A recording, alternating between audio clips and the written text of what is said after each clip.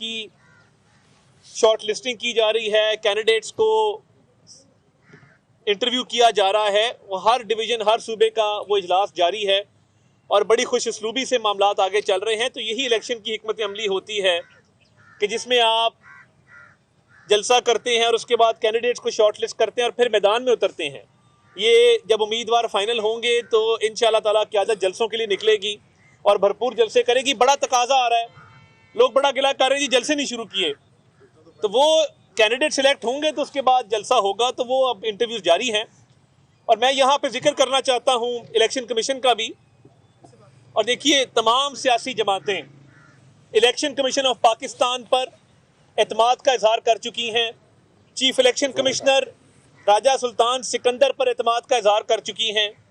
मगर ये एक नया वतीरा बन गया है कि जिसको जो बात इलेक्शन कमीशन की पसंद नहीं आती, इलेक्शन कमीशन को तनकीद का निशाना बनाया जाता है, इलेक्शन कमीशन पर अदम एतमाद किया जाता है।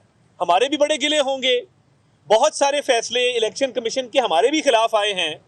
मैं और मलिक साहब आपके सामने खड़े हैं, हम हल्का बंदियों के फैसलों से इत्तेफाक नहीं करते।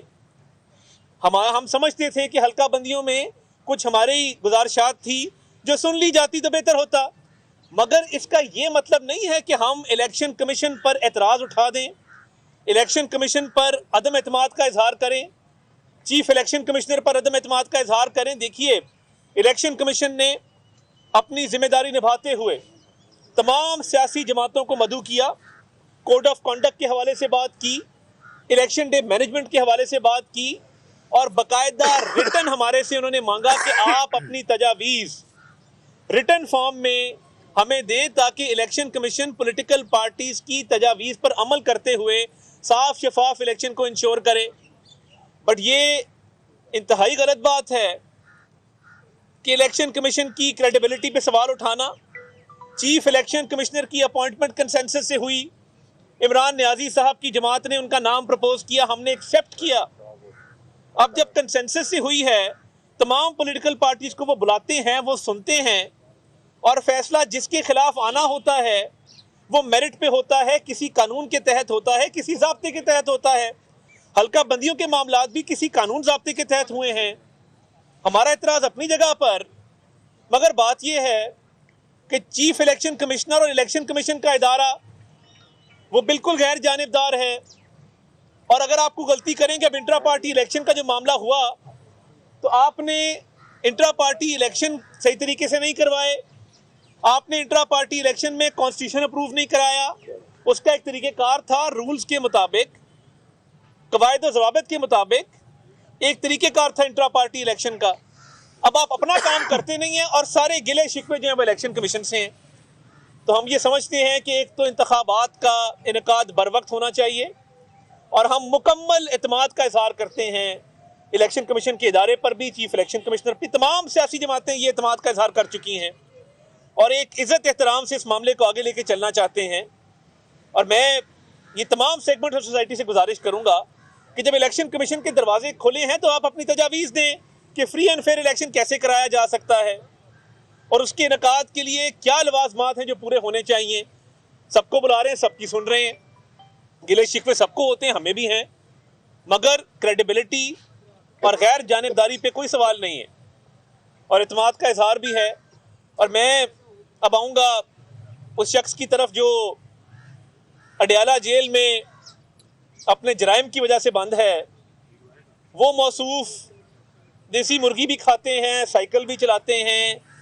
ये तो इसी तरह है कि किसी छोटे बच्चे को प्ले लैंड में छोड़ दिया जाए। वो तफरी भी हो रही है, वॉक भी हो रही है और दूसरों को कहते थे मुंह पे हाथ फेर के कि मैं एसी उतार लूँगा, मैं दवाई बंद कर दूंगा, मैं खाना बंद कर दूंगा। मेन्यू की लिस्ट आती है, ख़त्म होने को नहीं आती। और जराइम ऐसे घिनौने हैं कि तोशा खाना के केस में कल नैब ने रेफरेंस दायर किया। अरबों रुपए के तहाइफ हैं जो चोरी करके ब्लैक मार्केट में बेचे हुए हैं। और आगे से अगर तनकीद की जाए तो क्या कहते हैं, सब ने तोशा खाना से तहाइफ लिए, सब ने लिए, मगर किसी ने ये नीच हरकत नहीं की कि वो तहाइफ ब्लैक मार्केट में बेच के उससे मुनाफा कमा के उसको खा लिया जाए। लोग तहाइफ लेते हैं, अगर उल्फत मुगल जैसा दोस्त आ जाए उसको दिखाने के लिए कि ये देखें सऊदी अरब के बादशाह ने ये घड़ी दी थी, मेरी तो ये 25-30 हज़ार वाली है, मगर ये दिखाने के लिए कि जी ये मुझे फलां मुल्क के सदर ने तोहफा दिया था। लोग उसको अपने घर में सजा के रखते हैं इज्जत तकरीम के लिए, फख्र के लिए कि हमारा ये मकाम था कि हमें किसी और दोस्त मुल्क के सरबराह ने ये चीज़ तोहफे में दी है। ये नहीं करते कि उसकी कीमत कम लगवाएं। 50 करोड़ की चीज़ है, कीमत 2 करोड़ लगाई, 1 करोड़ रुपया सरकारी खजाने में जमा कराया, 48 करोड़ रुपया खा गए। ये घिनौना कारोबार उसके जरिए करवाया जिसको इद्दत मुकम्मल कर लेनी चाहिए थी। मुद्दत मुकम्मल नहीं होनी थी, हमें पता था, मगर इद्दत तो मुकम्मल हो जाती होती है। तो मुद्दत मुकम्मल ना करते मगर इद्दत तो मुकम्मल कर लेते। अब वो भी केस चल रहा है। अब आपको किसने कहा था इतनी जल्दबाजी करें? ओवन चौधरी गवाह है आपके दोनों निकाहों का।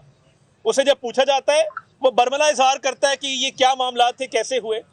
अब वो भी केस रजिस्टर्ड है आपके खिलाफ।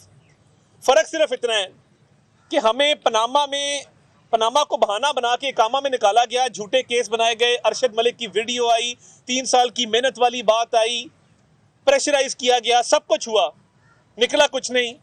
इधर तो